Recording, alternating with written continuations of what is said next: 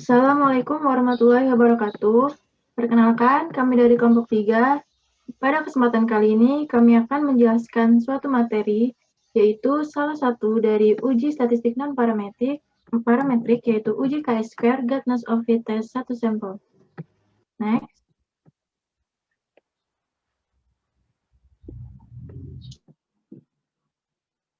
Oke, sebelum kita masuk ke penjelasan materinya, saya akan perkenalkan dulu siapa saja anggota dari kelompok 3. Yang pertama, ada Ahmad Irsyad Agung. Yang kedua, ada Rizeka Ramadayanti. Yang ketiga, ada Mauwa Aska Fatihah. Yang keempat, Nadita Rizky Aulia. Dan yang terakhir, ada Rafinsyah Kesuma. Next. Nah, apa sih itu uji chi-square ini? Di sini saya akan membahas tentang uji chi-square, yaitu khususnya tentang Guidance of Fit Test, yaitu sebuah distribusi. Kita bisa menentukan bentuk distribusinya. Nah, uji Guidance of Fit Test ini pada prinsipnya bertujuan untuk mengetahui apakah sebuah distribusi data dari sampel mengikuti sebuah distribusi teoritis atau tidak. Dengan uji Guidance of Fit Test ini, kita akan membandingkan dua distribusi data, yakni teoritis atau frekuensi harapan, dan yang sesuai dengan kenyataan atau frekuensi observasi. Pada uji Guidance of Fit Test ini, ada lebih dari dua kemungkinan. Nah, apa sih fungsinya? Fungsi dari uji chi-square itu adalah untuk menguji apakah masing-masing kategori mempunyai proporsi atau perbandingan yang sama. Next. Nah, metodologi dalam chi-square ini ada 3. Yang pertama, berdasarkan hasil pengamatan, kita menentukan besarnya OI atau frekuensi hasil observasi untuk masing-masing kategori. Lalu kita juga menentukan jumlah frekuensi seluruhnya atau disebut juga dengan N. Metodologi yang kedua, jika EI atau frekuensi harapannya tidak diketahui, maka kita bisa menggunakan rumus hitung yaitu EI sama dengan N atau jumlahnya sampel K atau banyaknya kategori. Lalu metodologi yang ketiga, ketika EI-nya atau frekuensi harapannya diketahui, kita bisa langsung masukkan rumus chi-square-nya. Dengan rumus chi-square sama dengan sigma I sampai K, OI atau frekuensi hasil observasi dikurang dengan frekuensi harapan, lalu kita kuadratkan, lalu yang terakhir dibagi dengan EI atau frekuensi harapannya. Next. Nah, ini adalah prosedur atau langkah-langkah dalam kita menguji chi-square satu sampel ini. Langkah yang pertama, kita menentukan hipotesisnya. Ada hipotesis 0, hipotesis alternatif, dan juga kita tentukan taraf signifikansinya. Lalu tahapan yang kedua, frekuensi yang diharapkan dari H0 untuk tiap-tiap K kategori. Nah, bagaimana cara menentukan frekuensinya itu? Ada 2. Jika frekuensi harapannya itu tidak diketahui, maka frekuensi harapan didapat dari rata-rata frekuensi observasi menurut kategori, atau dengan rumus EI sama dengan N per K.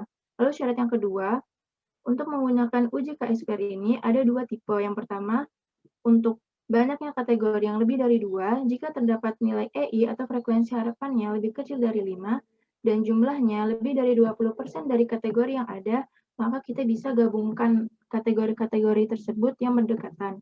Lalu tipe yang kedua, untuk banyaknya kategori yang sama dengan 2, jika ada nilai EI atau frekuensi harapannya yang kurang dari sama dengan 5, maka kita bisa menggunakan rumus uji binomial. Tahapan yang ketiga, kita hitung statistik ujinya atau chi-square-nya dengan rumus tersebut. Lalu tahapan yang keempat, kita menetapkan derajat bebas dengan rumus K dikurang 1. Tahapan yang kelima, dengan melihat tabel C untuk banyaknya kategori antara 2 sampai 31 atau untuk derajat bebas yang berada di antara 1 sampai 30, kita bisa menetapkan probabilitasnya yang dikaitkan dengan terjadinya suatu nilai yang sebesar dari chi-square observasi berdasarkan derajat bebas yang bersangkutan. Tahapan yang keenam, kita menentukan keputusan. Nah, syaratnya jika chi-square observasi kurang dari chi-square tabel atau chi-square derajat bebas alfa, itu kita membuat keputusan dengan tidak tolak H0 atau gagal tolak H0. Begitu pula sebaliknya. Nah, tahapan terakhir kita membuat kesimpulan. Next.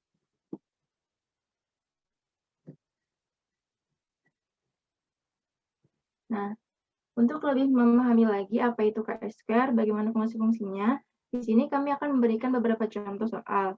Yang contoh soal pertama ini akan dijelaskan oleh rekan saya yang bernama Nadita. Pada Nadita, dipersilakan. Baik, di sini saya akan menjelaskan contoh soal yang pertama, yaitu pada suatu penelitian akan membandingkan proporsi penduduk yang tertular COVID-19 antara penduduk kota dan penduduk desa. Sebanyak 150 penduduk diambil sebagai sampel yang dipilih secara acak, di mana 80 orang berasal dari kota dan 70 orang berasal dari desa. Dari penelitian tersebut, apakah terdapat perbedaan proporsi penduduk yang tertular COVID-19 antara penduduk kota dengan penduduk desa?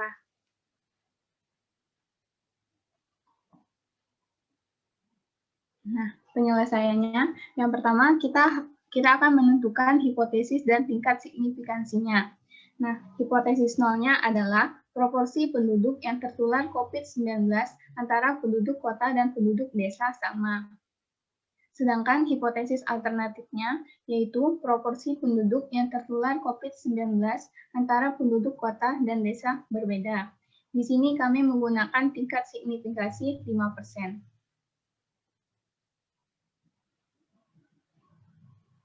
Yang kedua adalah kita akan menghitung nilai statistik uji chi-square.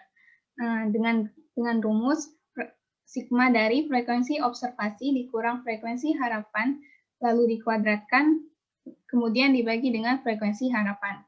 Nah, karena nilai frekuensi harapan dari masing-masing kategori tidak diketahui, maka kita gunakan rumus frekuensi harapan sama dengan jumlah frekuensi seluruhnya bagi dengan banyaknya kategori, yaitu 150 dibagi 2 sama dengan 75. Berdasarkan tabel, dapat kita lihat bahwa frekuensi observasi untuk kategori kota adalah 80 dan untuk kategori desa adalah 70. Dengan frekuensi harapan yang kita dapat dari rumus di atas tadi, yaitu untuk kategori kota maupun kategori desa, yaitu 75. Selanjutnya kita hitung frekuensi observasi dikurang dengan frekuensi harapan, lalu dikuadratkan. Untuk kategori kota kita mendapat nilai 25, dan untuk kategori desa kita juga mendapat nilai 25. Selanjutnya kita hitung frekuensi observasi dikurang frekuensi harapan, lalu dikuadratkan, kemudian dibagi dengan frekuensi harapannya. Untuk kategori kota, kita mendapat nilai 0,333, dan untuk kategori desa, kita juga dapat 0,333. Sehingga totalnya adalah 0,667. Maka nilai statistik uji chi-square yang kita dapat adalah 0,667. Yang ketiga, kita hitung derajat bebas. Derajat bebas kita hitung dengan menggunakan rumus banyaknya kategori dikurang 1. Karena banyaknya kategori pada soal tadi adalah 2, maka 2 dikurang 1 sama dengan 1. Dengan melihat tabel C, dengan tingkat signifikasi 0,05 atau 5% dan derajat bebas sama dengan 1, diperoleh nilai chi-square alpha sama dengan 3,84. Karena nilai 0,667 kurang dari 3,84, sehingga chi-square observasi atau chi-square hitung kurang dari chi-square alpha, maka diperoleh keputusan tidak tolak H0. Selanjutnya kita mengambil kesimpulan. Kesimpulannya adalah dengan tingkat signifikansi 5%, kita tidak punya cukup bukti untuk menyatakan bahwa proporsi penduduk yang tertular COVID-19 antara penduduk kota dan desa berbeda. Dengan kata lain, proporsi penduduk yang tertular COVID-19 antara penduduk kota dan desa adalah sama seragam. Yang selanjutnya akan dilanjutkan oleh Rizeka. Kemudian untuk soal kedua, yaitu suatu survei dilakukan untuk melihat apakah ada perbedaan proporsi jenis tempat tinggal mahasiswa-mahasiswi Polsat STIS tingkat 1 tahun 2019. Sebanyak 60 orang mahasiswa-mahasiswi Polsat STIS tingkat 1 tahun 2019 diambil sebagai sampel, di mana Pengambilan sampel tersebut dilakukan secara acak dan diperoleh data sebagai berikut. Di sini kami menggunakan tingkat signifikansi 5%. Pada tabel, di sini terlihat ada 4 jenis tempat tinggal. Yang pertama ada kos, yang kedua ada rumah keluarga, yang ketiga ada apartemen, yang keempat ada kontrakan, di mana untuk masing-masing jenis tempat tinggal itu sudah tertera frekuensi observasi dan frekuensi harapannya. Untuk penyelesaiannya, yang pertama, kita dapat menentukan terlebih dahulu hipotesis dan tingkat signifikansinya. Untuk hipotesis 0, yaitu tidak ada perbedaan proporsi jenis tempat tinggal mahasiswa-mahasiswi Polsek SIS tingkat 1 tahun 2019. Kemudian, untuk hipotesis alternatifnya, yaitu ada perbedaan proporsi jenis tempat tinggal mahasiswa-mahasiswi Polsek SIS tingkat 1 tahun 2019. Seperti yang sudah tertera di soal, di sini tingkat signifikansinya sebesar 0,05 atau sebesar 5%. Kemudian yang kedua, kita dapat menghitung nilai chi-square-nya atau uji statistiknya.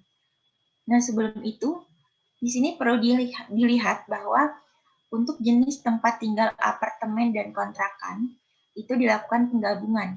Karena ini memenuhi syarat pada kategori yang lebih dari 2, bila lebih dari 20% nilai frekuensi harapannya lebih kecil dari 5, maka kategori yang berdekatan itu dapat digabungkan, sehingga nilai dari frekuensi harapannya itu dapat lebih dari sama dengan 5.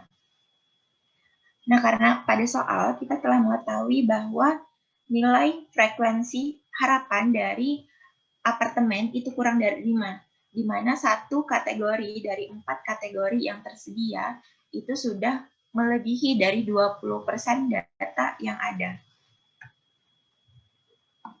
Kemudian, kita dapat menghitung selisih kuadrat dari frekuensi observasinya dengan frekuensi harapannya, di mana untuk jenis tempat tinggal kos itu bernilai 9, rumah tangga bernilai 1, rumah keluarga bernilai 1, apartemen dan kontrakan bernilai 16.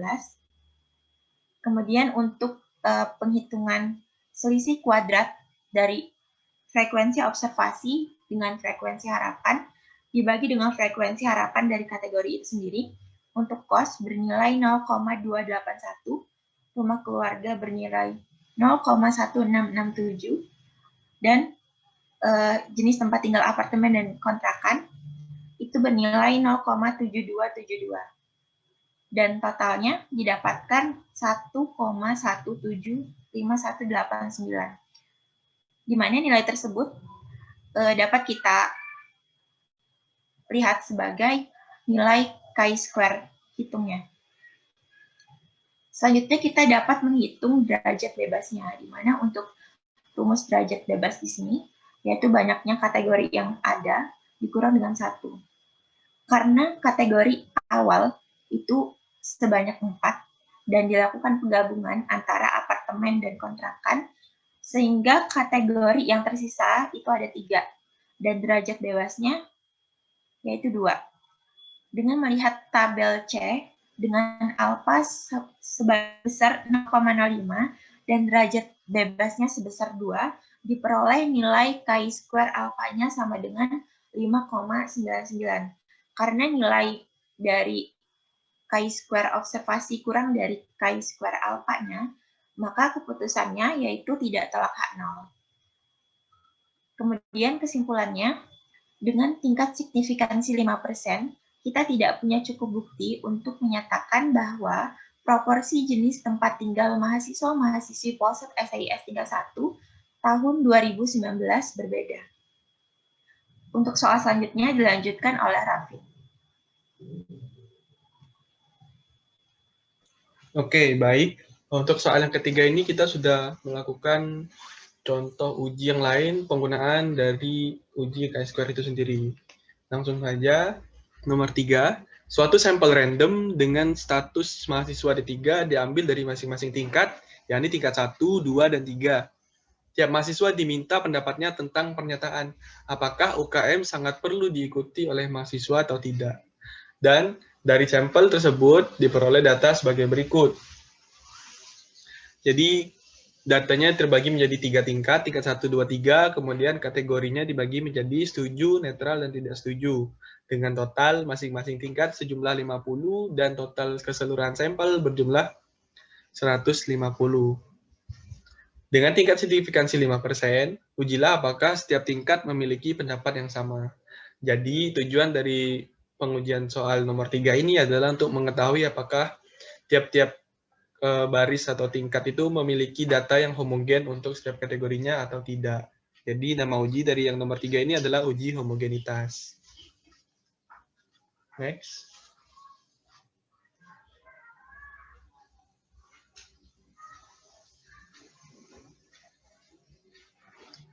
Seperti soal-soal sebelumnya, untuk soal yang nomor 3 ini kita perlu menuliskan atau merumuskan pertama-tama yaitu uji hipotesisnya terlebih dahulu dan tingkat signifikansinya.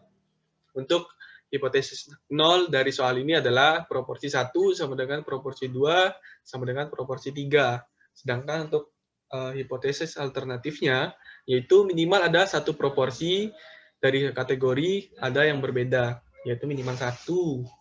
Kemudian tingkat signifikansinya kita pakai 5%. Setelah menentukan hipotesis dan tingkat signifikansi, marilah kita langkah selanjutnya yaitu untuk menguji statistiknya. Pada case soal yang saat ini, kita memerlukan perhitungan untuk nilai harapannya, yaitu dengan nilai NI dikali dengan MJ dibagi dengan N atau total sampel. Jadi untuk NI itu jumlah di barisnya, kemudian MJ itu jumlah di kolomnya, kemudian dikalikan, kemudian dibagi dengan total sampel keseluruhan. Kemudian rumus selanjutnya itu rumus chi-square itu sendiri, yang mana merupakan observasi dari satu kategori, kemudian dikurangi dengan nilai harapannya, kemudian dikuadratkan, kemudian dibagi dengan nilai harapan di kategori dan pada baris I dan kolom PJ. Jadi setelah kita masukkan data pada soal, kita dapatkan nilai harapan dari tiap-tiap I dan J, pasangan I dan J dari data tersebut, kemudian dihasilkan 9 nilai seperti berikut. Untuk nilai harapan 11 itu bernilai 29,33 sampai nilai harapan untuk baris 3 kolom 3 bernilai 14. Next.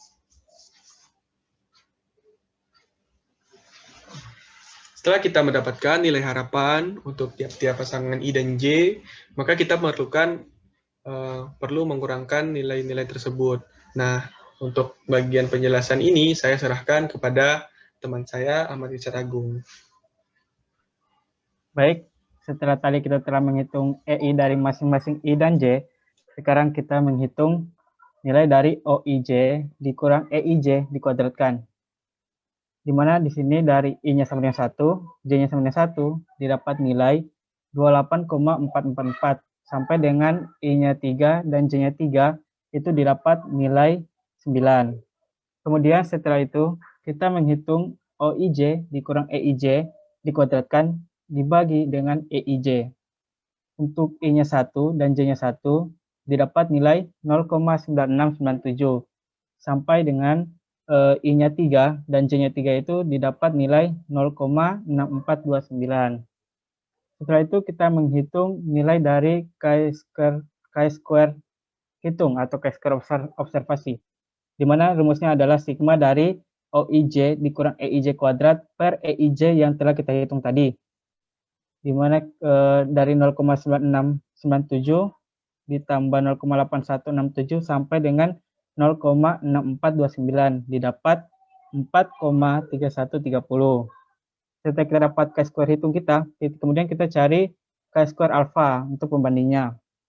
Di mana rumus chi-square alpha untuk derajat bebas chi-square alpha itu sendiri yaitu B-1 dikali dengan K-1, di mana B itu adalah banyaknya kategori I, sedangkan K itu adalah banyak kategori J, di mana B-nya 3, dikurang 1 adalah 2, kemudian K-nya sama dengan 3, dikurang 1 sama dengan 2 juga, kemudian dikali 2 kali 2 sama dengan 4. Jadi, untuk nilai dari Chi-square alfa dengan derajat bebas 4 dan alfa sama dengan 0,05 dari tabel didapat 9,4877. Next.